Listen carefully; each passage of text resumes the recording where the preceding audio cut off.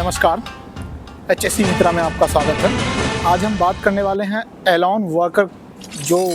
अकेले में Elon worker जो एक रूल्स आता है कंस्ट्रक्शन या किसी भी इंडस्ट्रियल एरिया में जहां काम चल रहा हो, वहाँ एक साथ में 20 वर्कर, जिसको इंडस्ट्री हम कह सकते हैं, वहाँ एक रूल आता है एलोन वर्कर का। तो एलोन वर्कर जो होता है वो अकेले में कोई भी आदमी हो, चाहे वो वर्क कर रहा हो या वर्क ना कर रहा हो या कुछ भी कर रहा हो, अकेले में अगर कोई कुछ कर रहा हो तो ऐसे भी एक अंदर से लोगों को खौफ होता है, डर सा बनता है, भय का माहौल बनता है कि हम अकेले हैं, यहाँ पे कुछ है तो नहीं, कोई सांप कीड़ा ये वो बहुत सारी इश्यूज आती है लोगों को, जो कि डर का एक माहौल बनता है। और डर ही सबसे पहला जनरेट करता है कि कुछ भी ऐसा इंसिडेंट होने का एक चांसेस जनरेट कर देता है डर इंसान के अंदर। तो एलोन वर्कर में क्या है, एलोन वर्कर, एलोन मतलब अकेले काम करना कभी भी एलाउ नहीं होता। अगर किसी इन केस एमरजेंसी में आपको अकेले कहीं काम करना हुआ, अकेले आप अगर काम करने के लिए गए, तो वहाँ सबसे पहला चीज़ है कि हमको जो हमारा एरिया इंचार्ज और परमिट इशूअर दोनों को ये चीज़ हम लोग को पहले अल्टीमेटम करके, पहले एक इन्फॉर्म करके, कम्युनिकेट करके देना होगा कि हम लोग यहाँ अकेले काम करने इस लोकेशन पे जा रहे हैं। दूसरा चीज़ कि वहाँ से हम किस तरह से किस वे में कम्युनिकेट कर सकते हैं कि अगर कुछ इमरजेंसी हो जाए,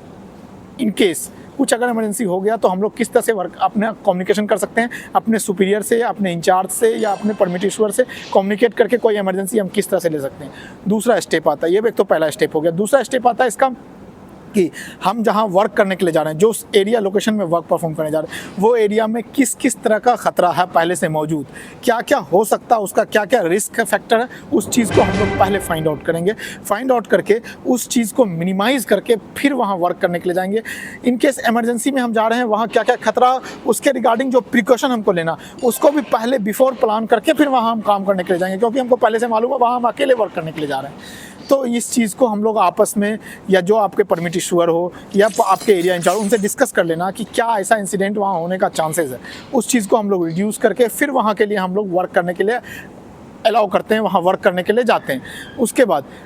अगर कोई इनकेस एमरजेंसी होता तो हम लोग किस तरह से एमरजेंसी रिस्पांस टीम को कम्युनिकेट करें। जैसे अब बहुत सारा ज़राए होता है लोगों के पास, अगर वहाँ मोबाइल फ़ोन अलाउ हो तो आप मोबाइल फ़ोन से कम्युनिकेट कर सकते हैं, टेलीफोन हो तो टेलीफोन से कम्युनिकेट कर सकते हैं। अगर वो भी ना हो तो एक वॉकी टॉकी, अगर अलाउ ना हो मोबाइल और टेलीफोन, तो वहाँ वॉकी टॉकी के ज़राए से हम लोग कम्युनिकेट कर सकते हैं, वो भी अलाउ करवाना होगा, तब हम लोग वर्क करने के लिए जा सकते हैं। नहीं तो अन्यथा हमको वहाँ वर्क परफॉर्म ही नहीं करना चाहिए ऐसे जगह पे। और जो हमारा हर हाल में हमको मालूम होना चाहिए कि वॉकी के कितने नंबर के सीरियल पे हमारा कौन सा टीम रिस्पॉन्स करेगा, फायर की टीम पे हम कितने पे कम्युनिकेट करेंगे, आपका कोई इमरजेंसी के लिए किस पे कॉन्टेक्ट करेंगे हम लोग, अगर हमको मेडिकल टीम से बात करना हो तो किससे हम कॉन्टेक्ट करेंगे, ये सारे चीज़ों पे हमको सिक्योरिटी टीम से बात करना हो तो किससे करेंगे। तो सारे चीज़ पे वॉकी का जो हमारा अलग से सेटअप आता है कि कितने नंबर पर कौन सा है, कौन से इस पर आ रहा, तो उस पर हम लोग पहले कम्युनिकेट प्रॉपर करना है सारा चीज़ पूरे प्रिकॉशन के साथ। उसके बाद जाके हम वर्क को